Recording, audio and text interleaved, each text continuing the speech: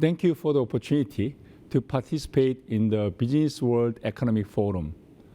In my presentation, I'd like to mostly focus on IMF recent projections for the world economy and for Asia, challenges and opportunities ahead, as well as our policy recommendations. Starting with the outlook for the global economy. We project the global recovery continues to be dragged by the pandemic, which with the Delta variants and supply chain disruptions weighing on growth.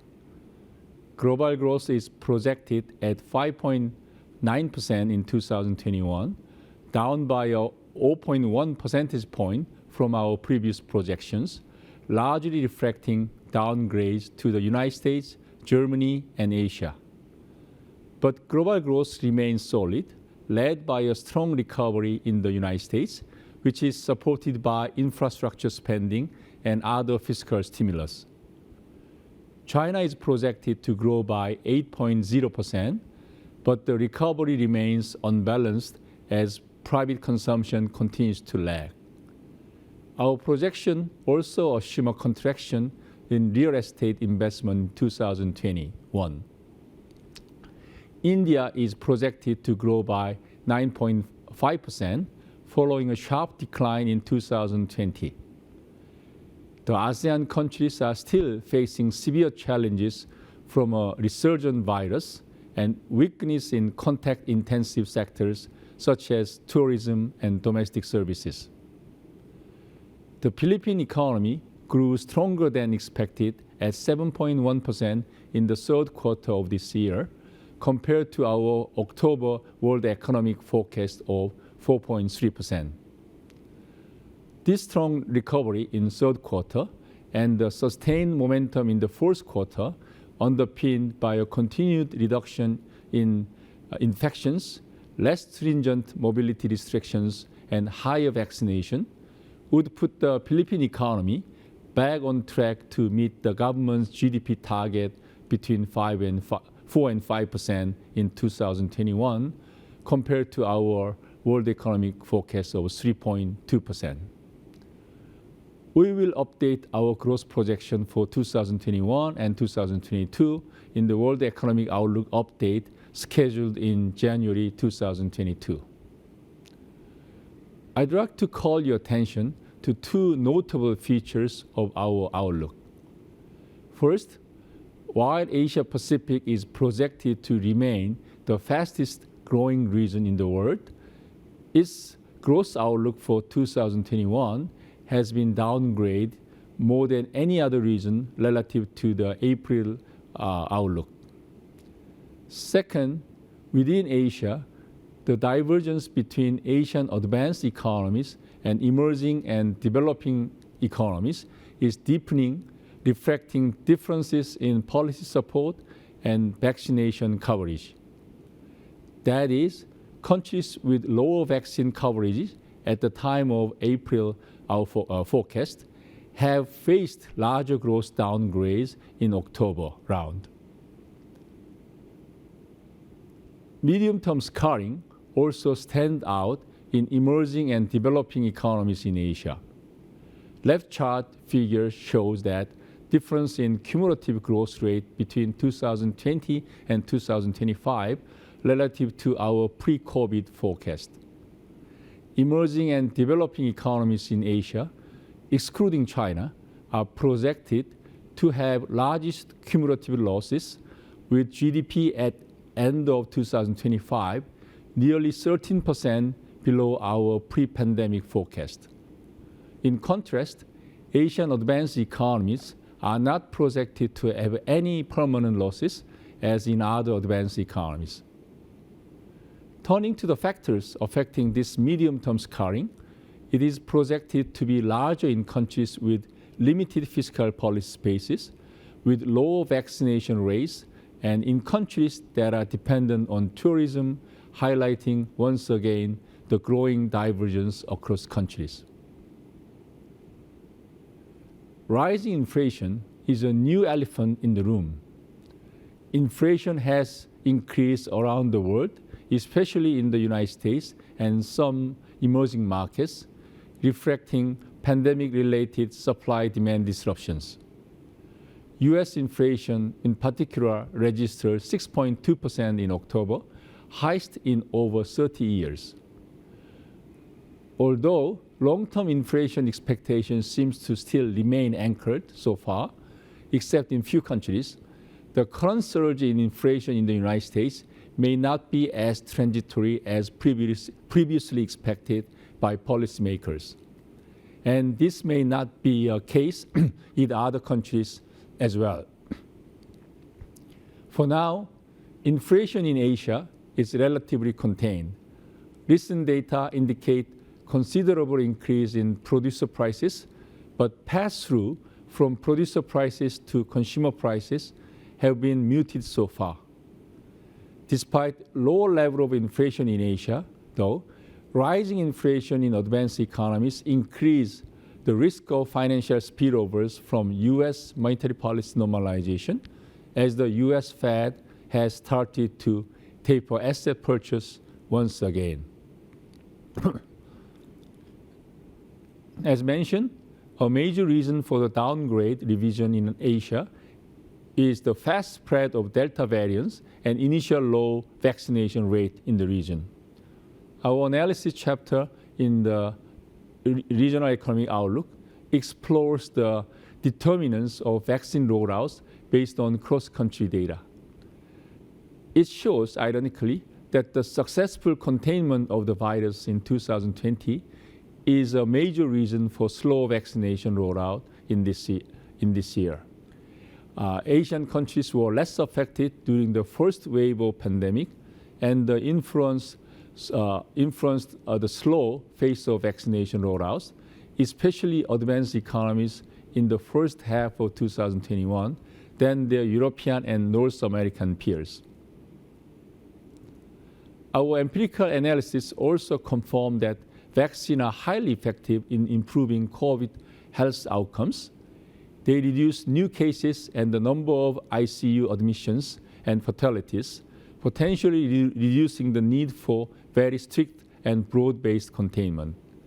And when vaccine is complemented by containment measures, it leads to a great reduction in new COVID infections. In addition, an increase in first and second vaccine doses, as well as unexpected increase in vaccine rollouts, have positive and persistent effect on economic activity. This effect increased the share of population vaccinated, highlighting the importance of continuous progress in vaccination. Our analysis also identifies important health and economic cross-country spillovers from vaccines. It shows that the neighboring countries' COVID cases increase countries' own cases with negative effects for its economic activity. Likewise, vaccines have a positive spillover effect with neighboring countries' vaccine rollouts, reducing new COVID cases domestically as virus spread diminishes near borders and from travel, and boosting domestic economic activity through trade linkages. These results suggest that more equitable access in vaccination is welfare enhancing for all. As we discuss low vaccination in Asia and potential emergence of new and more infectious variants is key determinants, key risk for our economic outlook. But there are other risks to the outlook too.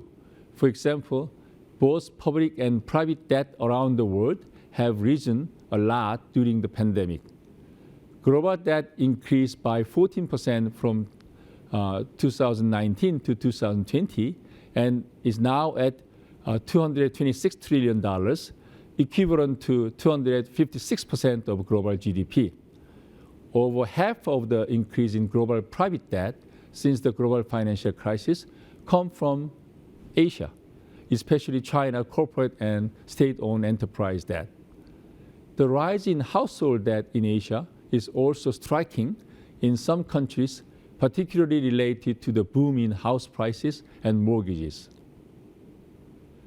This quick rising debt poses major risk in conjunction with a potentially faster than anticipated normalization in U.S. monetary policy. While global financial conditions have been highly accommodative, there is uncertainty around U.S. interest rate, and volatility in long-term U.S. interest rate can reignite concerns over a replay of 2013's taper tantrum episode.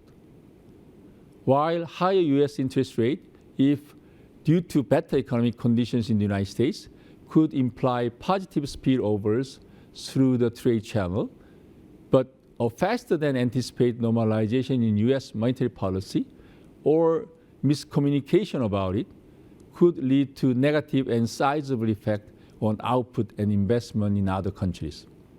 Such effects are even more sizable at the tail of the growth at risk distribution, as shown by the large impact on the 5th percentile compared with the more commonly used 50th percentile in the right panel, highlighting important downside tail risk. The spillovers are likely to be larger for firms and countries with more debt. Firm-level estimate of the impact of U.S. monetary policy shocks on investment suggests a more adverse impact for more leveraged companies as well as firms with high share of foreign currency debt. Indeed, the right chart shows that level of debt and leverage in the region are higher relative to the taper tantrum period and further increase since the onset of the pandemic, which can potentially amplify spillovers of U.S. monetary policy normalization to Asia.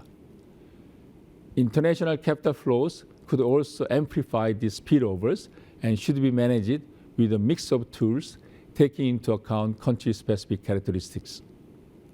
The IMF Integrated Policy Framework provides useful guidance on that. The question is, are we really likely to see the replay of 2013's taper tantrum episode? While this is not our expectation, I would like to highlight two conflicting factors at this moment. Good news is the decline in external vulnerability among Asia's emerging markets. International reserves have generally increased since pre-pandemic, pre-taper tantrum period, and current account deficit has also narrowed. However, bad news is that fiscal policy space is more reduced as we discuss about higher level of debt. Given these challenges, how can policymakers best support the recovery? The first priority is to address the health crisis, and while Asia is catching up with vaccinations, there is still significant divergence across countries along income groups. Swift and broad vaccination and equitable sharing of vaccine globally are critical. Second, macroeconomic policy support should remain in place where possible with improved targeting of support for the most vulnerable people and sectors until the recovery is more firmly established. With respect to fiscal policy, policymakers should also articulate credible medium-term fiscal frameworks to ensure debt sustainability. Rising inflation amid persistent economic slack in the region may require careful balancing act with respect to monetary policy. Central banks should be prepared to act quickly if the recovery is faster than expected or where there is a tangible risk of rising inflation expectations. A close eye must also be maintained on emerging financial stability risk with proactive action as needed, including through macroprudential measures and policies to expedite the resolution of debt overhangs, including out-of-court settlement to handle non-viable zombie firms. And finally, all countries must take steps to avoid long-term scarring from the pandemic and rising inequality and poverty. Trade liberalization, which has historically been a powerful driver of the growth in Asia, can play an important role, and especially reducing non-tariff barriers which are significantly higher in Asia than in other regions, can help to accelerate inclusive growth. This concludes my presentation, and thank you for listening, and I hope that this ignites lively debates in this forum. Thank you.